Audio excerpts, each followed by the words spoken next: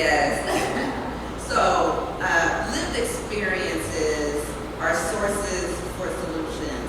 And so, like Latricea said, we are from these communities. And if I did a survey here, we are probably a lot of us from these communities. So this isn't just work, it's life, right? And so, I have another stat to add to Latricia's statistic that she shared earlier. 75%, Black communities are 75% more likely than others to live near facilities that produce hazardous waste, okay? And so it is imperative to acknowledge the folks from the communities doing that work. And it starts with individuals, like myself, like the folks I'm surrounded with on this panel, like all of you. And we are leading the work to influence collective actions to get away from environmental racism, to do the things to amplify to a federal level or a state level or a local level to get things done, right? So I'm thinking about a partner that we work with at the Climate Action Campaign, Green Door Initiative, for folks who are aware of that remarkable group out of Detroit, Michigan. And one of their dynamic folks who work with them was Sandra Turner Handy. If you know her, you know she is absolutely a powerhouse. And she is a remarkable community organizer. And she was doing the work with Green Door Initiative. She was doing the work with the Climate Action Campaign, but she was also living her own issues with environmental racism. And I was talking to her and said, I don't know how you have the energy. How do you do it? And she said, it's too important not to do it. And as Black women, we are very service-driven, and we will put our life and health on the line to improve the lives and health of folks around us, and that's really important to talk about today. And organizations like Green Door Initiative, those are the folks that we want to bring into this wonderful coalition to help amplify stories.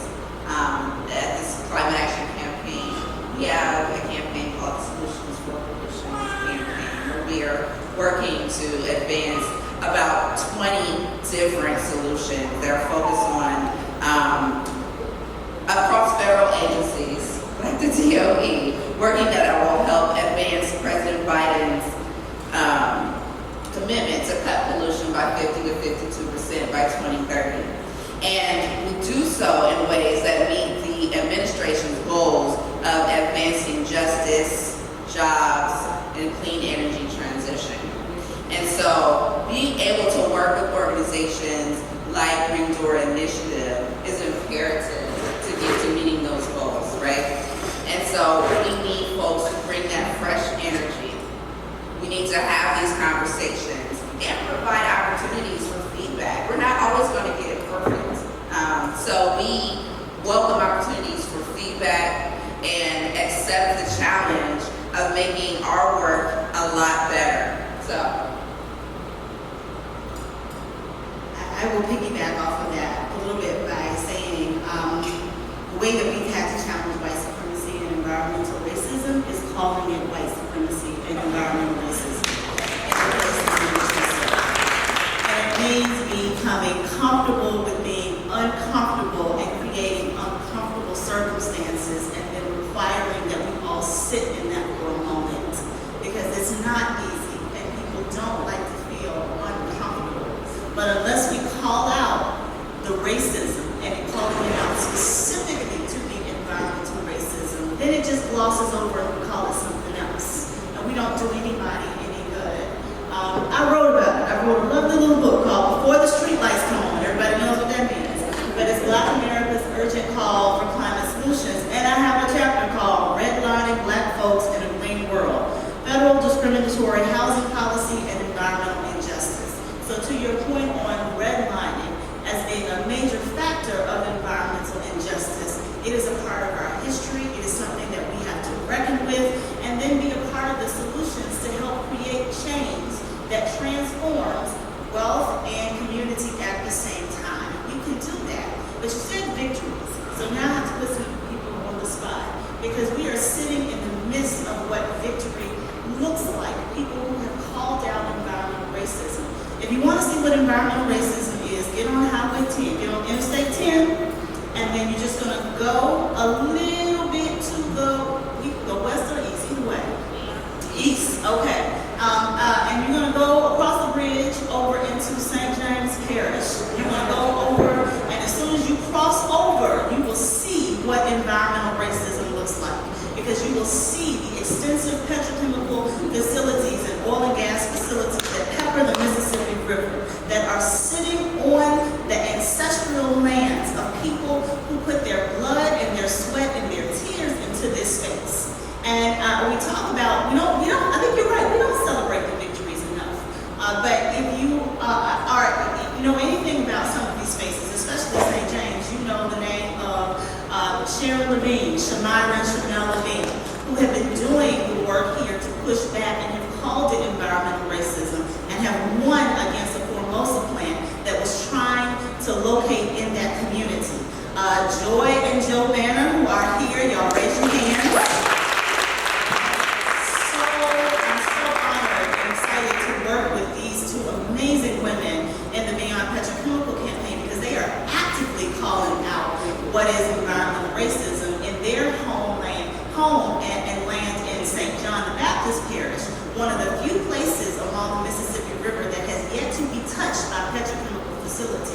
So they are living, breathing descendants, and through their organization, the Descendants Project, they are living, breathing descendants of people who work that land, are buried on that land, have owned that land, and it continues to be pristine, yet they are fighting grain elevators and industries that want to come and locate on that land and just tell them we're going to put a flag to honor your ancestors.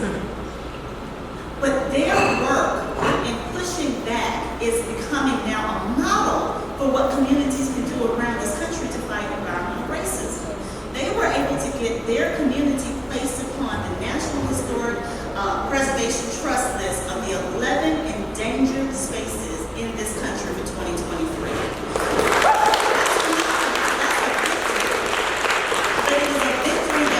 We still have to fight because we still need each and every one of you in this room to go sign the petition to tell the agencies we can't let anything locate in this space because it is ancestral, because it is continuing to perpetuate the idea of environmental racism when we don't take into effect the health impacts. And I know we're going to talk about that in a minute, but what are the health impacts that disproportionately connect with people of color?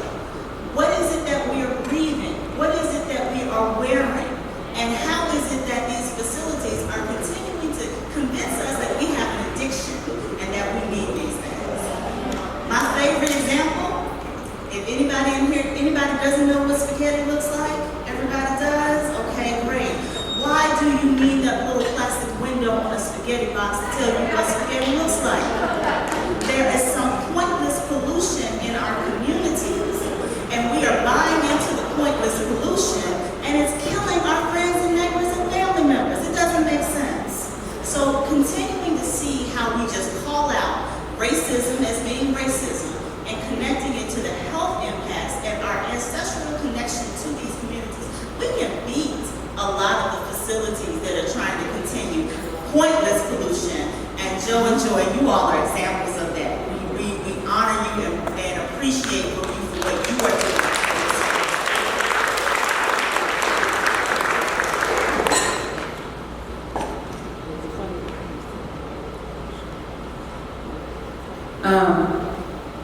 That was deep, and thank you.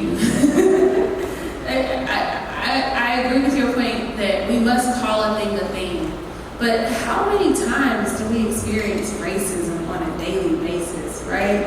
Like going to a cash register and someone not believing your money is real money when you want to pay for something, or going to a bank and someone thinking you don't actually have the funds to deposit.